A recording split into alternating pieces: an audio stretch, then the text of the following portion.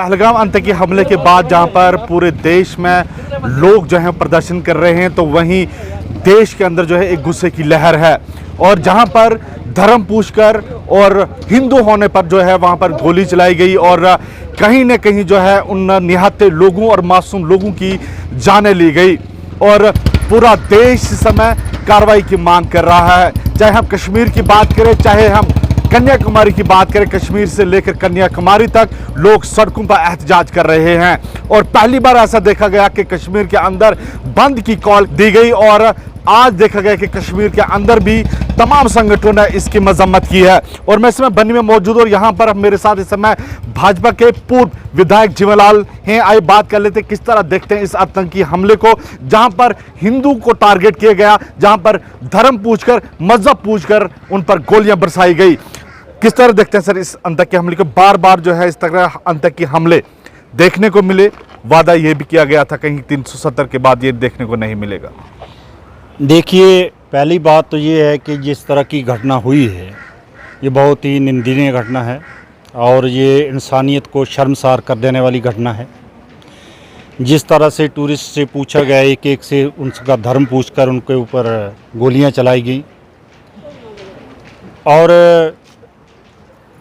मैं समझता हूँ कि जिस तरह से पूरी दुनिया के अंदर इसका रिएक्शन हुआ है, पूरे भारत में और विदेश में, ये इसका जो है वो जिन्होंने ये ऐसी घटना की है उनको बहुत भारी खमियाजा भुगतना पड़ेगा। और मुझे लगता है कि आने वाले समय में ये जो हरकत पाकिस्तान ने की है इसका जवाब उनको ऐसा मिलेगा कि पाकिस्तान की आने वाली पीढ़ियां भी उसको याद रखेंगी। और जल्द ही हमें उम्मीद है, हमें अपनी सरकार से, अपनी सिक्योरिटी एजेंसीज से पूरी उम्मीद है कि आने वाले चंद ही महीनों के अंदर पाकिस्तान का नक्शा जो है वो बदल जाएगा। जैसे 1971 में बदला था, ये वो समय आ गया है कि पाकिस्तान का नक्शा दोबारा बदलेगा। क्योंकि एक पुरानी कहावत है, जब गीदड़ की मौत आती है तो वो शहर की ओर भागता है। ये पाकिस्तान जो है वो गीदड़ की मौत मरने वाला है।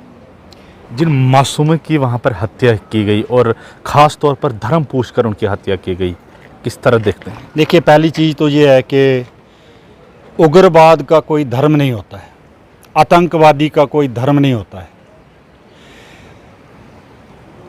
धर्म उसका है जो इंसान है और जिसके अंदर इंसानियत है। जिसके अंदर इंसानियत है ही नहीं, जिसने इंसान को मारना है, मासूम को मारना है, उनका धर्म नहीं हो सकता है। और वो इंसान नहीं है, वो दरिंदे हैं, हैवान है वो। इसलिए हम ये कहना चाहते हैं कि ये बर्दाश्त की कोई सीमा होती है। हालांकि पाकिस्तान ने जब जब ऐसी हमाकत की है उसको सही जवाब मिला है। एक वक्त था वाजपेयी जी ने दोस्ती का हाथ भी बढ़ाया, उसके बाद करगिल हुआ, उसके बाद पठानकोट हुआ, उसके बाद पुलवामा हुआ। और उन हमलों में भी पाकिस्तान को करारी शिकस्त मिली, भारी खमियाजा भुगतना पड़ा। लेकिन वो इन हरकतों से बाज नहीं आता है, क्योंकि पाकिस्तान का अस्तित्व जो है वो ख़त्म हो चुका है। खोखला देश है, खाली देश है। पहली बार ये भी देखा गया कि कश्मीर के अंदर जो है किसी आतंकी हमले के बाद बंद की कॉल दी गई है। किस तरह देखते हैं पहली बार किसी आतंकी हमले के बाद कश्मीर को बंद की कॉल? ये एक चेंज आई है, सोच में तब्दीली आई है।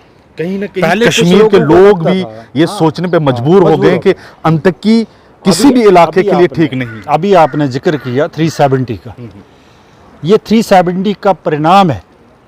370 क्या था? अलग झंडा, अलग विधान, 370 था जो हमें अलगाववाद की तरफ ले जाता था हमारे लोगों को, युवाओं को। उसको हटने का ये फ़ायदा है कि आज कश्मीर के अंदर भी लोग अमन चाहते। जो आप कह रहे हैं शांति चाहते हैं, मुस्लिम भी शांति चाहते हैं।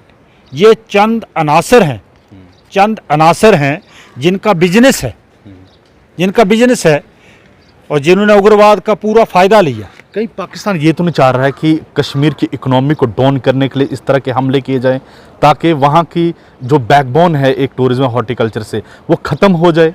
देखिए, पाकिस्तान जो भी चाह रहा है, जो भी चाहता रहा है, उसमें वो सफल ना हुआ है और ना होगा। पाकिस्तान क्या चाह रहा है? पाकिस्तान अपनी बर्बादी चाह रहा है। उसने अपनी भी बर्बादी की है और दूसरों की भी बर्बादी करना चाहता है, जिसमें वो हमेशा असफल रहा है।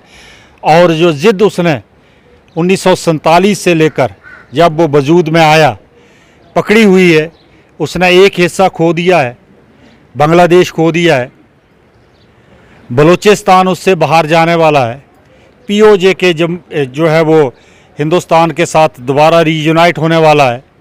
तो पाकिस्तान तो एक खोखला देश है, खाली देश, कर्जे में डूबा हुआ देश है। यहाँ के लोगों की हालत बहुत खस्ता है। वो तो झूठे ऐसे प्रोपेगेंडे में फंसा के लोगों को किसी न किसी तरह से आगे, क्या लगता है उनको जो कश्मीर की शांति थी, अमन था, वो बर्दाश्त उनको कहाँ, वो तो अगर उनको ये चीज़ पसंद हो, अगर अमन रहता देश के साथ, हिंदुस्तान के साथ पाकिस्तान का, जिस तरफ वाजपेयी जी ने हाथ बढ़ाया था, तो दोनों देश का भला था, दोनों देश के लोगों का भला था, इकानमी बढ़नी थी, फ्री ट्रेड होना था, आना जाना होना था। लेकिन वो चीज़ उनको गवारा नहीं है, क्योंकि वहाँ की पॉलिटिक्स ये है, वो इन्हीं चीज़ों पर, कट्टरवाद के ऊपर निर्भर है। जो कट्टरवाद से बाहर गया उसको तो वो जेल में ठोक देते हैं, या तो फांसी पे लटका देते हैं। तो वो पाकिस्तानी सियासतदानों की भी मजबूरी है, और उन्होंने अपनी औकात से ज़्यादा आर्मी रखी हुई है। जितना पाकिस्तान को ज़रूरत है आर्मी, उससे ज़्यादा हिंदुस्तान जैसे बड़े देश के साथ मुकाबला करने के लिए आर्मी भर्ती कर रखी है। तो वहाँ पर तो प्रैक्टिकली रूल देखा जाए तो आर्मी का रूल है, वहाँ पर तो डेमोक्रेसी नहीं है ना। इसलिए वो देश जो है, उस देश की बात करना बेमाना है। वो देश टूटने वाला है, पहले भी टूटा है, आगे भी टूटने वाला है। और ये जो इन्होंने किया है रिसेंटली, इसका खमियाजा हमें चंद ही महीनों के अंदर देखने को मिल जाएगा कि पाकिस्तान का क्या असर होता है। बहुत बहुत शुक्रिया बात करने के लिए। यहाँ पर पूर्व विधायक जीवनलाल जी हमारे साथ बातचीत के लिए जुड़े थे और जिसने साफ तौर पर ये कहा कि पाकिस्तान जो है अपनी बर्बादी चाहता है, और इन्होंने ये भी कहा कि इसका खामियाजा जो है पाकिस्तान को बहुत जल्द जो है वो भुगतना पड़ेगा। लेकिन सबसे शर्मनाक बात है कि जिस तरह से वहाँ पर हिंदू को टारगेट किया गया, जिस तरह से वहाँ पर धर्म पूछकर वहाँ पर गोलियां बरसाई गई और मासूम लोगों की जो है वहाँ पर हत्या की गई। बनी अपडेट के लिए मैं Hafiz Qureshi. Kitty party, birthday party, anniversary party या फिर फैमिली डिनर और स्वादिष्ट खाने की आप कर रहे हैं तलाश, फिर आपको कहीं और क्यों है जाना। जब आपके बनी में इंजीनियर फूड प्लाजा रेस्टोरेंट है ना, तो दूर जाने की आपको नहीं है जरूरत। यहाँ पर आप ले सकते हैं भरपूर स्वादिष्ट लजीज खानों का आनंद। यहाँ आपको मिलेगी हर खाने में भारतीय संस्कृति। इंजीनियर फूड प्लाजा रेस्टोरेंट में केक्स, बर्गर, सैंडविच, पिज्जा का भी आप ले सकते हैं आनंद। इसके साथ यहाँ पर होम डिलीवरी भी है उपलब्ध। तो ज्यादा जानकारी के लिए कॉल करें 8082722223 पर।